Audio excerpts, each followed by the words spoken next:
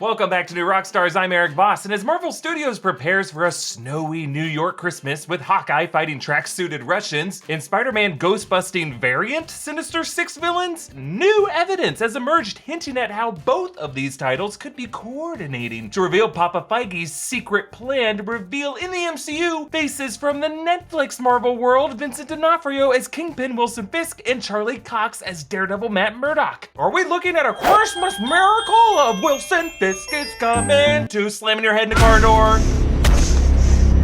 I am going to break down all the new clues for Kingpin's rumored appearance in Hawkeye, as well as the possibility he could be the mystery sixth villain of Spider-Man No Way Home, and lay out the timeline of how many advent calendar windows we gotta open before we get to the Fisk-flavored chocolate. It tastes like blood. Ever since Netflix canceled Daredevil and its other Marvel titles, and those film and TV rights have reverted to Marvel, fans have been begging Feige to formally canonize Cox and D'Onofrio in a Marvel Studios title. After rumors of Cox being spotted on the set of Spider-Man No Way Home, the trailer did show someone meeting with Peter Parker when he was in custody, whom many speculated could have matched the soft, furry arms of Charlie Cox, playing Matt Murdock here, Peter's defense attorney. Now, I argued that it would be a bit weird for someone defending Peter to slam those files so aggro-like, and that this guy's body type doesn't really match Charlie Cox's. Indeed, when Cox was asked about this by comicbook.com, he confirmed, I can promise you those are not my forearms. And the same day, in the same press junket even, Cox also said, I wouldn't want to ruin something either way.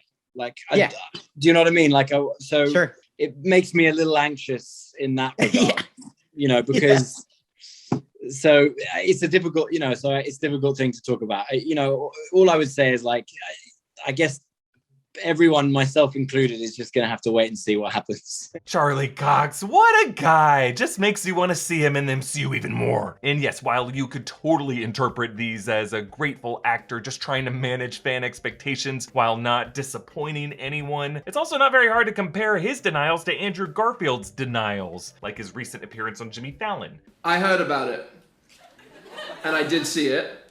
And it's a Photoshop. It's just impossible to know what to believe these days in the world of nerd news. But the case for Kingpin just got way more compelling with the Hawkeye trailer, which gave us some actual evidence pointing at his existence in this world. The series is confirmed to adapt the 2012 Matt Fraction run of the comics, so evident of an influence that the series logo was taken directly from the cover page of that comic series, which you don't often see Marvel Studios do. This show will introduce the Russian gang of the tracksuit DRACULAS, a group with ties to Wilson Fisk, and features an auction scene speculated to be the auction organized by Madame Mask in the Matt Fraction run, in which Kingpin bids on a tape of Clint Barton assassinating a dictator. In the case of the show in the MCU, it could be footage of Barton slaughtering members of that cartel in Mexico, or the Yakuza in Tokyo, something this world hasn't yet publicly linked with Clint Barton, and therefore could be what scares him into staying in New York in order to stop Kate Bishop from moonlighting as that Ronin assassin figure. Actually, if you think about it, it's a similar dilemma Peter Parker now finds himself in No Way Home. The public now linking his face with war crimes. But in this case, Clint Barton actually did the stuff. I mean, arguably justified, but, you know, enough to turn Black Widow's stomach from finishing that peanut butter sandwich. There's also the fact that this Hawkeye series will introduce Maya Lopez Echo. Echo worked for Kingpin for a time in the comics, and her father was killed by Kingpin, and her father has been cast in this series. But thanks to HelloFresh for sponsoring this video. Get mouth-watering seasonal recipes and fresh pre-measured ingredients delivered right to your door with HelloFresh, America's #1 meal kit. HelloFresh makes cooking at home fun, easy, and affordable. I like cooking, but I don't have a ton of extra time to plan or prep, and I love how HelloFresh helps you save time and stress. You can get some tasty home-cooked food on the table in just 20 minutes with their quick and easy options. Fall is here and things are getting busier. Make HelloFresh part of your back-to-school routine. They offer a wide variety of quick meal options like 20-minute dinners or oven-ready pizzas. It's flexible to fit your lifestyle, easily change your delivery days or food preferences, and skip a week whenever you need. And as a nice little nod to our friend, the planet, the packaging HelloFresh uses to ship your food is almost entirely made of recyclable or recycled content. I just made a HelloFresh recipe of a Parmesan pork loaf with an amazing red sauce. Like, this is the red sauce I'm gonna use for all my recipes now, even non-Italian ones. I loved it that much. And I felt like a professional line cook. I might have to quit making YouTube videos so I can get getting to cooking. I'm just kidding. Bing! Order up! Their meals are just really delicious with more 5-star rated recipes than any other meal kit service. Go to HelloFresh.com and use the code ROCKSTARS14 to get 14 free meals plus free shipping.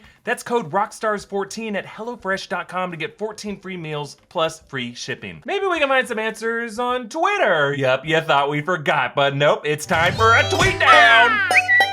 Over the summer, some Redditors claimed that D'Onofrio would be appearing in Hawkeye, and when people tweeted D'Onofrio asking him about it, he liked those tweets. And then this week, when the Hawkeye trailer dropped on Monday, minutes later, D'Onofrio tweeted a poem about a 3-legged dog, which when commenters asked if that dog was Lucky the Pizza Dog, or if this meant Kingpin would return in the show, or asking about the suspicious timing of this tweet, D'Onofrio liked those replies too. Now, I don't know if that means anything. Celebrities tweet random crap all the time and often just like the replies without thinking. And D'Onofrio did later tweet that people might have been reading too much into things and that he just loved playing Fisk on Daredevil. Really, I'm more curious about the timing of all this, folks. Spider-Man No Way Home will release right between Hawkeye Episode 4 and Episode 5. Now, at first, I didn't know how much to read into that because I assumed Hawkeye was going to take place on the first Christmas after the blip, December 2023, which would be a year before No Way Home, just based on Lila Barton saying this is our first Christmas together in years. But a set photo shows a sign that reads Happy New Year 2025, meaning this must be December 2024. So either Clint just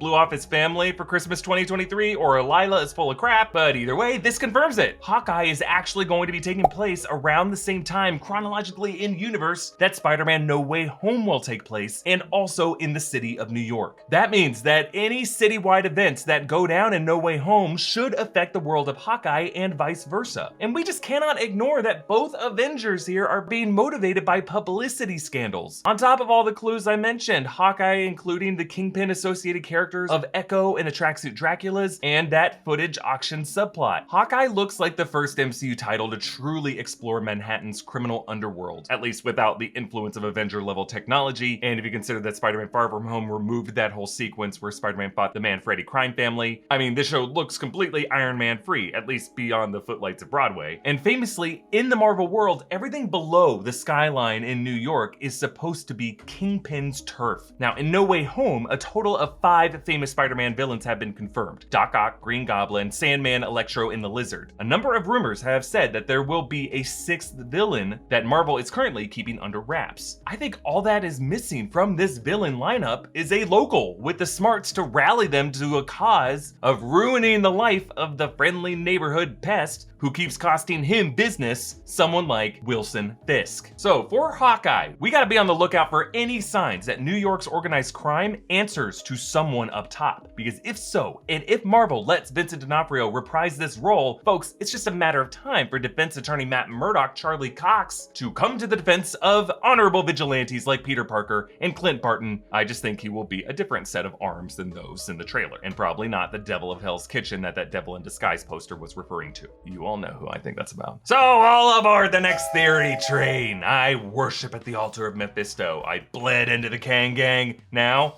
long live the Kingpin. Support New Rockstars by checking out our merch options at newrockstarsmerch.com. Follow me on Instagram and Twitter at EA Voss. Follow and subscribe to New Rockstars. Thanks for watching. Bye.